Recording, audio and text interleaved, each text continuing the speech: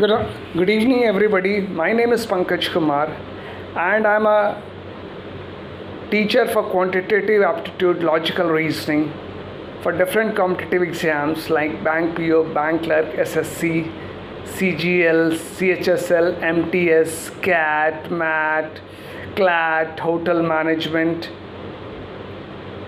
Name exam, whether it is bank, whether it is IIT and medical छोड़कर जितने भी exam हैं सब में मैं एक पढ़ा रहा हूँ। जो मैंने देखा और समझा पिछले 9-10 सालों में जब से मैंने ये प्रोफेशन चूज़ किया है,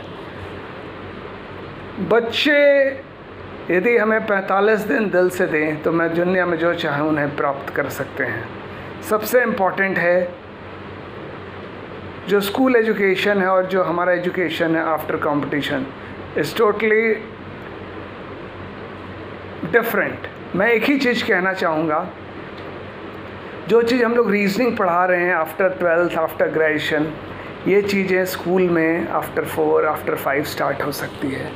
आजकल धीरे धीरे देखिए काफ़ी अवेयरनेस आ रही है, लेकिन सबसे बड़ी जो दुर्भाग्य है इस देश की, जो स्कूल में पढ़ाई हो रही है, मैं नहीं कह रहा हूँ गलत हो रही है, बहुत अच्छी पढ़ाई हो रही है, बेस्ट स्कूल्स हैं, लेकिन जो आगे चल के रिक्वायरमेंट आएगी, सपोज़ कोई IAS ऑफिसर बनना चाहता है, कोई बैंक PO करना चाहता है, कोई MBA करना चाहता है, क्लास 11th का विद्यार्थी है, तो सबसे पहले उसको मार्गदर्शन स्कूल से मिलने चाहिए। ये काम एक प्रिंसिपल का, एक क्लास टीचर का, एक काउंसलर का, एक गाइड का होना चाहिए।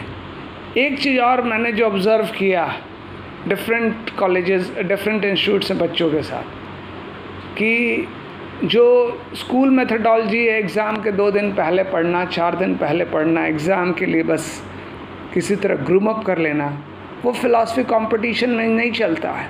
स्कूल की पढ़ाई स्टेप बाय स्टेप हो रही है। स्कूल की पढ़ाई स्टेप का नहीं लिखने पे नंबर कट रहे हैं, लेकिन हमारी पढ़ाई जस्ट रिवर्स है। हमें फ़िलासफ़ी अपनानी है, थिंक विदाउट थिंक। हमें क्वेश्चन देखा, हमने मेंटली प्रोसेस किया और आंसर दिया। और ये प्रोसेस करना कि जब हम लोग सिखाते हैं बच्चों को तो बहुत दिक्कत होती है, क्योंकि वो 10-12 साल के एजुकेशन सिस्टम में ऐसे सीखते हुए आए हैं जहाँ पे उन्हें ये सब चीज़ें के बारे में जानकारी नहीं है। हमने अभी मैं फ़िलहाल 3 बच्चे पढ़ाता हूँ और that's a personal class I take with all 3 of them, and hats off to the parents and the visions of the parents. उनसे मुझे वो चीज़ पढ़वाते हैं, logical reasoning, data interpretation, data sufficiency, quantitative aptitude, shortcut tricks of square, cubes, tables.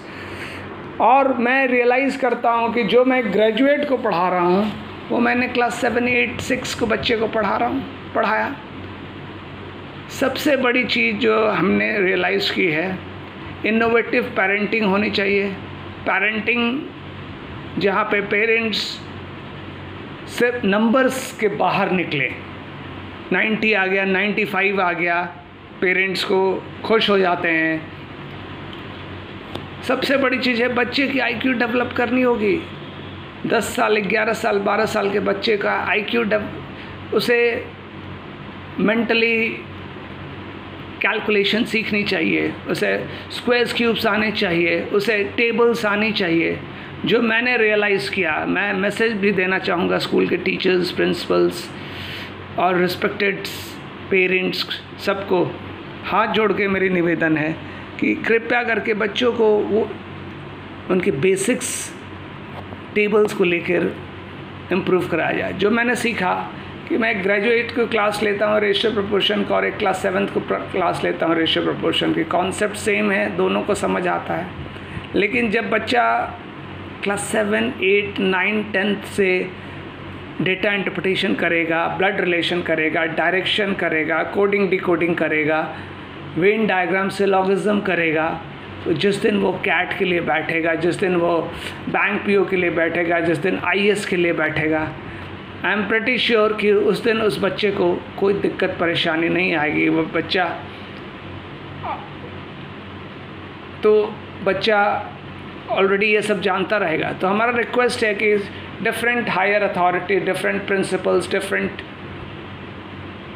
Class teachers, different subject teachers, कि school में भी एक कॉन्सेप्ट आ जाए, कैरियर काउंसलिंग सेशंस हो, जहाँ के स्कूल के अंदर पोटेंशियल प्रतिभा को आइडेंटिफाई किया जाए, बच्चे की समझा जाए कि क्लास 9th का या क्लास 10th के बच्चे की क्या पोटेंशियल है, और उसे उस तरह नर्चर किया जाए कि वो जो एक कली है वो फूल बन के 12th के बाद, ग्रेजुएशन के बाद ऐसा करे जिससे देश का नाम बड़ा हो, जिसके समाज बड़ी हो, समाज के लोगों को कंट्रीब्यूट कर पाएँ।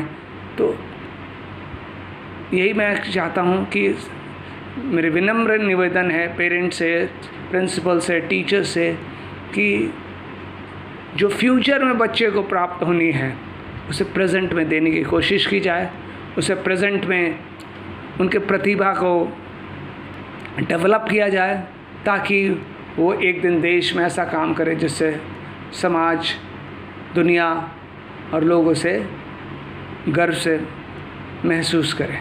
Thank you.